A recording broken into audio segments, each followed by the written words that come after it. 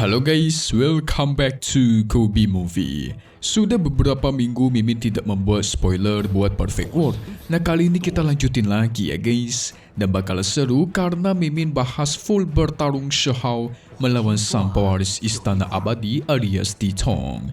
Dan ini merupakan gabungan dari episode 173 dan episode 174 ya guys. Jadi spoiler ini menceritakan dua episode sekaligus. Nah, di episode terakhir kita semua sudah melihat Shihao yang pergi mencari keberadaan Di Chong, sang pewaris Istana Abadi. Di sini dia ketemu, langsung dia serang bersama Qing Yi dan Tuar. Di Chong berhasil terluka, tetapi sayang dia kabur dari sana menggunakan kemampuan pelarian ruang. Sialan dia guys, sehingga dengan ini pun kita masuk ke intro ya.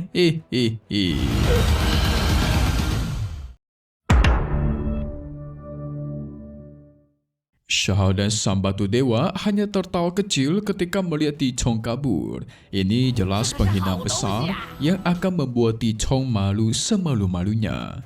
Shihao menyuruh batu dewa untuk menghancurkan formasi teleportasi di sana supaya si Di Chong tidak kembali dalam waktu dekat. Sementara orang-orang di luar dunia menonton kejadian Shihao yang menyerang Di Chong tentu merasa tidak senang dong. Apalagi karena Di Chong yang dikenal sebagai makhluk muda tertinggi tidak tertandingi. Tiba-tiba diserang sedemikian rupa dan menderita kerugian luar biasa. Setengah tubuhnya terluka parah bahkan muntah-muntah darah. Beberapa tetua Istana Abadi juga tidak senang akan kejadian ini. Karena Di Chong yang udah terluka parah langsung kabur tanpa ada perlawanan. Tentu guys, sebagai seorang jenius tertinggi dari sebuah klan, kejadian seperti itu akan mencoreng nama klannya bakal sangat memalukan. Selain Di Chong yang kabur, dia juga meninggalkan harta karun luar biasa di sana. Bisa dibilang harta karun tertinggi Istana Abadi, yaitu yang kalian tahu sebagai batu pemahaman Tao.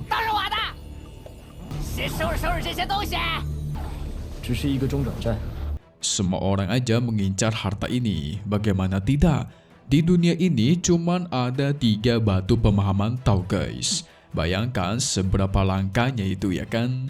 Sementara itu di depan Istana Abadi muncullah sosok kuat seperti Dewa Iblis yang tidak tertandingi itu muncul. Sosoknya setinggi langit, memiliki sayap emas di punggungnya. Aura begitu menakutkan dari tubuhnya terpancar ke atas langit. Sosok yang sangat kuat membuat para prajurit Istana Abadi gemetaran tidak berkutik. Sosok abadi ini juga bahkan bisa menampilkan refleksi bintang. Selain itu, dia juga sepertinya memiliki kekuatan iblis yang aneh dan membuat para master dari sekte Istana Abadi auto terkejut. Siapakah dia guys? Mereka memanggilnya sebagai keberadaan abadi atau immortal. Dan ternyata Shihao pernah mengenalinya ketika di alam bawah. Yes, kalian tahu itu siapa guys? Kalau menurut Mimin, dia adalah si Pumi alias sang makhluk abadi bersayap emas yang Shihao tolong bersama dengan Xiao Ta pagoda kecil ketika di alam bawah guys. Kita panggil dia sebagai makhluk abadi aja ya. Di sini dia mengatakan, "Hey, kalian orang-orang dari Istana Abadi, jika kalian berani menyakiti Huang ketika dia keluar dari dunia sianku, maka tunggu saja. Aku akan kembali dari wilayah tidak berpenghuni dan akan kumusnahkan kalian satu persatu." Kata-katanya begitu mendominasi, kalian berani menyakiti pemuda yang aku sayangi? Kalian semua juga memiliki murid kan? Jika tidak ingin murid-murid kalian dihabisi, maka jangan pernah sentuh Huang, kata si makhluk abadi guys. Tapi ternyata selain si makhluk abadi, ada juga sosok tua lain di belakangnya yang berasal dari wilayah tidak berpenghuni juga.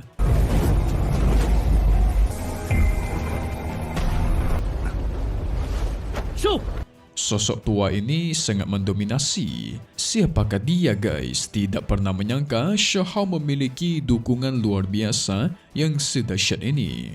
Tapi kalau kita berbicara Shihao, ada lagi sosok lain yang melindungi dia. Yes, Dewi Willow dan Guru Qi Taolin. Jadi sekarang ada 4 sosok kuat yang melindungi dia, guys.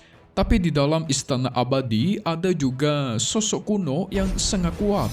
Sosok itu membalas, ketika kalian semua keluar dari wilayah tidak berpenghuni, maka aku seorang diri akan membantai kalian. Wah, inilah pembicaraan dari sosok-sosok tertinggi nih. Setelah perdebatan itu, makhluk abadi dan sosok tua tertinggi pun menghilang dari sana. Kepergian mereka juga melepaskan tekanan yang begitu luar biasa yang menyambar sisi istana abadi. Tapi Mimi masih penasaran sih sama sosok tua yang berada di belakangnya bumi. Antara itu Qi Taolin atau mungkin orang lain, guys. Kan seingat kita si Guru Qi Taolin sedang pergi ke wilayah tidak berpenghuni, ya kan?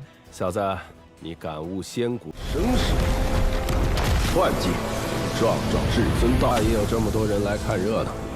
Sementara itu di dunia kecil lain, Ti Chong muncul dengan keadaan yang terluka parah. Setengah tubuhnya berlumuran darah karena luka-luka yang dia derita dari serangan Shahao tadi. Secara perlahan dia mengatur nafas dan memulihkan diri. Dia juga mengeluarkan darah abadi dari tubuhnya, dimasukkan ke dalam sebuah wadah batu giok. Baru kemudian dia memakan pil-pil penyembuhan tingkat tinggi supaya pemulihannya semakin cepat. Dalam waktu singkat tuar, semua luka di tubuhnya auto sembuh dan menghilang. Sungguh istana abadi memiliki sumber daya yang luar biasa, bukan? Sementara itu kita beralih lagi ke hutan bambu. Shahao dan Batu Dewa sedang sibuk mencari cara dalam memecahkan formasi batu pemahaman Tao yang ditinggalkan oleh Ti Chong. Shahao mencoba menyimpan batu itu dengan harta ruang tingkat tinggi. Tapi harta itu langsung hancur, guys. Tidak bisa menyimpan batu pemahaman Tao. Namun ketika dia menggunakan tungku pil kecil, batu itu bisa disimpan. Ini menandakan kalau tungku pil milik Shahao benar-benar memiliki level yang luar biasa nih. Setelah itu, Shahao bersama Qing Yi dan Sang Batu Dewa meninggalkan dunia bambu ungu.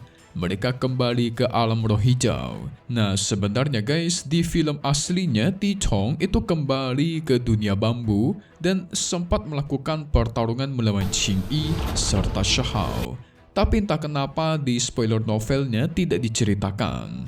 Yang pada intinya nanti di film atau minggu ini akan ada pertarungan sebentar melawan Ti Chong, guys. Baru minggu depannya lagi di episode 174 akan ada pertarungan super epic. Setelah itu Shahao kembali ke kota dan menikmati makan-makan bersama dengan Qing Yi. Dia menitipkan pesan kepada orang-orang di sana. Kalau kalian bertemu dengan pewaris istana abadi alias Ti Chong, maka sampaikan pesanku agar datang ke sini dan menerima kematian. Jadi inilah bentuk tantangan Shahao kepada Ti Chong. Sementara Ti Chong yang sudah sembuh, dia pun menghampiri ke kota radian mencari Shahao, berteriak di gerbang utama, "Huang, cepat keluar ke sini, jika tidak ingin mati akan kujadikan kau sebagai budak." Tetapi Ti Chong mendapatkan kabar ternyata Shahao tidak berada di kota radian, melainkan dia sedang berada di alam roh hijau.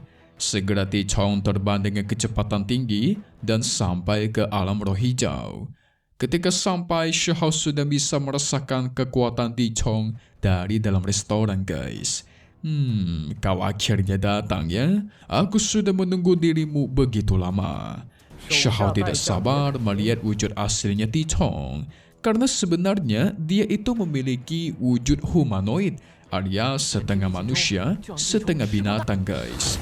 Nah, pertanyaannya, kira-kira ras apakah yang dimiliki oleh Ti Chong? Kita bakal tahu nanti. Ti Chong yang murka besar mengacungkan tombaknya ke arah Shahao dan menantangnya untuk bertarung sampai mati. Shahao membalas, juga mengacungkan tombaknya sehingga tua.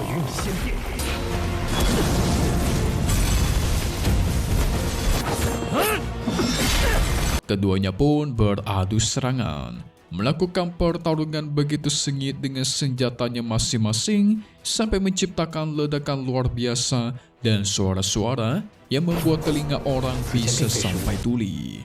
Wadidaw, semua orang bisa melihat betapa murkanya Ti Chong. Mukanya memancarkan niat membunuh luar biasa guys, tapi ternyata dia juga berhasil membuka mata surgawi sama dengan Shihao. Makanya tidak heran dia bisa mengimbangi kecepatan Shihao dalam pertarungan jarak dekat. Keduanya masing-masing menggunakan mata surgawi yang begitu sakti.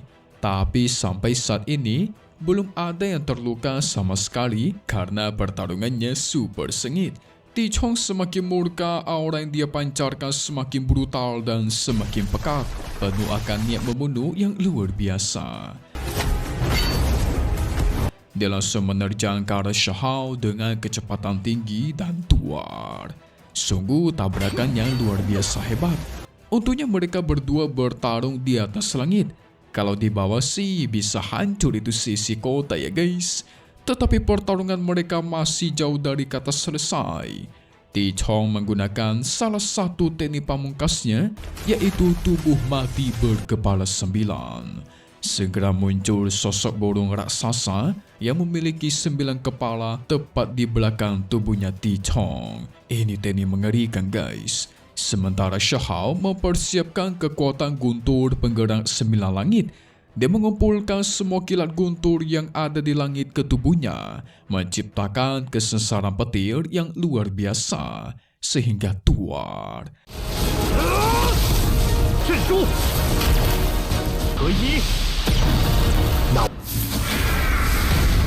Kedua serangan dilancarkan lautan guntur melawan burung berkepala 9.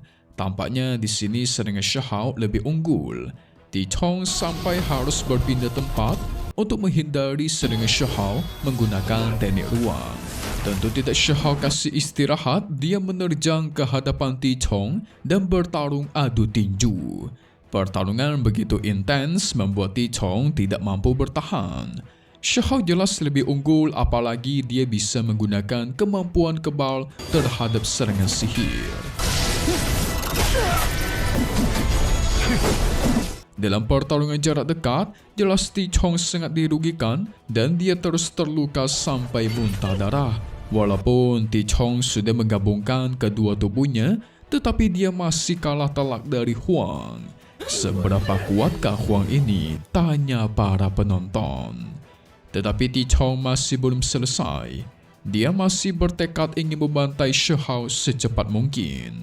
Dirinya pun mengeluarkan salah satu teknik rahasia dari Istana Abadi. Menghasilkan tangannya lebih dari satu dan menciptakan kekuatan keabadian yang sangat kuat. Sementara Shihao bersiap menggabungkan kekuatan. Teknik Hun Peng digabungkan dengan teknik-teknik lainnya guys, menciptakan total Shihao memiliki 3 sayap. Wow, menggunakan 3 pasang sayap sekaligus, sekuat apakah kekuatan ini? Kekuatan penuh pun dikumpulkan, dilancarkan, dan hasilnya ledakan besar antara tabrakan adu kekuatan kali ini yang jauh lebih ganas daripada sebelumnya. Bahkan langit pun sampai terbelah. Semua area bergoncang keras.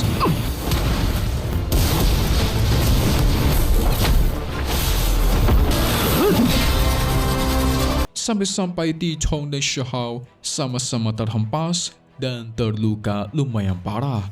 Qing Yi jadi khawatir. Walaupun Shihao memang sudah semakin kuat, tetapi Ti Chong yang udah menggabungkan dua tubuh juga tidak bisa diremehkan. Pertarungan masih berlanjut. Shihao menggunakan sayap burung Hun Peng yang dilapisi guntur, sementara Ti Chong menggunakan sayap burung Phoenix sejati. Tetapi ketika Shihao melepaskan kekuatannya sampai ke tingkat ekstrim, tiba-tiba dia merasakan ada yang aneh dengan tubuhnya. Perasaan ini juga pernah dia alami sebelumnya ketika melewati kesesaran surgawi, di mana daging-dagingnya memancarkan cahaya terang. Sepertinya di dalam diri Shihao terkandung darah dari makhluk tertinggi guys. Wah. Sungguh tidak disangka-sangka bukan? Tapi Shahao tetap merasa tenang. Dia akhirnya menggunakan teknik tangan surga raksasa yang dilapisi dengan teknik reinkarnasi. Darah malu tertinggi di dalam diri Shahao membuat dia semakin ganas dan semakin kuat. Kekuatan tangan surga terus meningkat sampai beberapa kali lipat.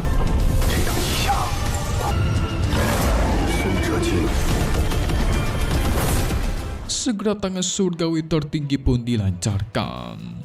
Ti Chong yang berusaha melawan, tetapi naas semua serangan dan perlindungannya hancur, membuat dia terhempas jauh dan terluka sampai tulang-tulangnya patah. Di satu sisi dia masih tidak percaya, padahal dirinya sudah berkultivasi menggunakan dua tubuh dengan potensi yang sungguh luar biasa. Kecepatan kultivasinya juga jauh melampaui orang lain. Tapi kenapa akhirnya malah seperti ini ya kan? Tentu dia tidak terima. Sementara Shahao tidak kasih ampun, tangan surgawi dikombokan lapisan reinkarnasi itu kembali dilancarkan dan berhasil membuat setengah tubuh Ti Chong hancur berkeping-keping. Wadidaw. Karena efek dari teknik reinkarnasi Shahao membuat tubuh Ti Chong perlahan menjadi tua, bahkan darahnya ikut menghitam. Tetapi guys, jangan kira ini sudah selesai ya. Ti Chong tiba-tiba berteriak 9 kematian abadi. Aura gelap pun langsung menutupi tubuhnya Ti Chong. Tubuhnya juga dibaluti oleh kabut hitam dan tuar. Tiba-tiba tubuhnya itu pulih guys. Semua luka yang dia alami, luka-luka parah sekalipun, sembuh seketika. Teknik ini mirip dengan teknik Shei yang bisa memulihkan tubuhnya kembali. Apa? Apakah burung berkepala 9 memiliki 9 nyawa juga? Tetapi Shahao tidak takut. Walaupun kau memiliki 9 nyawa, tetap akan kubantai dengan cara yang sama. Ti Chong kembali bangkit dengan armor bulu abadi. Pertarungan keduanya pun kembali berlanjut. Shahao menggunakan mata surgawi untuk melihat dan menganalisis tekniknya Ti Chong. Tapi tiba-tiba tuar. Shahao diserang sampai terluka parah dan ikat rambutnya sampai terlepas guys. Yes, Ti Chong menggunakan sebuah harta tertinggi dari istana abadi. Bentuknya seperti tembaga karat berwarna hijau. Kalau kalian lupa, Shahao dulu di alam bawah ketika melawan dewa tertinggi dan dia mati. Sosok dewa itu menggunakan tembaga hijau ini juga guys. Untungnya dulu ada Dewi Willow yang membantu. Kalau tidak, mungkin Shahao udah gak bakal selamat tuh. Namun sekarang Shahao tidak akan jatuh ke lubang yang sama. Dia mencoba menahan tembaga hijau itu dengan kekuatan jalur surgawi. Dan itu berhasil. Segera Shahao melesat menebas tubuhnya Ti Chong. Untuk kedua kalinya dia berhasil membantai Ti Chong guys. Tapi lagi-lagi itu orang bangkit lagi. Wah, kayaknya benar-benar memiliki 9 nyawa nih. Tapi Shahao tidak percaya. Dia pengen mengetes seberapa banyakkah nyawa yang Ti Chong miliki. Shahao memprediksikan paling banyak cuma 5 kali dia bisa hidup kembali. Karena setiap Ti Chong mati dan hidup kembali, itu pasti ada yang hilang dari tubuhnya guys. Entah kekuatannya yang semakin lemah atau fisiknya yang semakin menurun. Dan ada lain-lainnya lagi. Pada akhirnya Shahao berhasil menebas tubuh Ti Chong untuk kelima kalinya.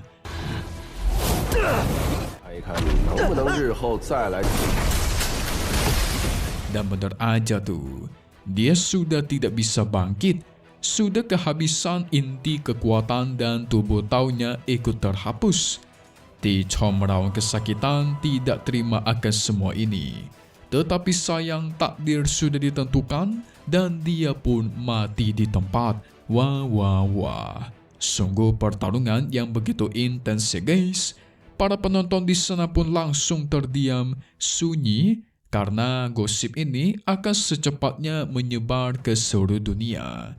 Di mana Huang, sang Raja Iblis, berhasil mengalahkan pewaris istana abadi yang tidak terkalahkan. Shahao melihat tubuhnya Ti Chong yang tergeletak di tanah. Dia mengambil harta-harta yang terdapat di kantong penyimpanannya. Tapi ada satu hal yang paling berharga, yaitu dia menemukan sebuah batu giok dengan gumpalan darah di dalamnya. Yes, benar, itu adalah harta darah abadi. Harta yang paling langka dan diincar semua orang. Tetapi ketika Shahao memegangnya, tiba-tiba dari belakang ada orang misterius yang melancarkan serangan pedang dengan kecepatan tinggi. Nasib untung masih bisa Shahao hindari, kalau tidak kepalanya sudah pasti tembus tuh.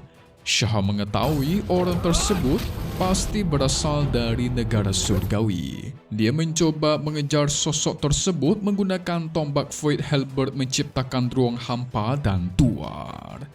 Gimanakah spoiler kali ini guys? Full spoiler dari episode 173 ditambah 174.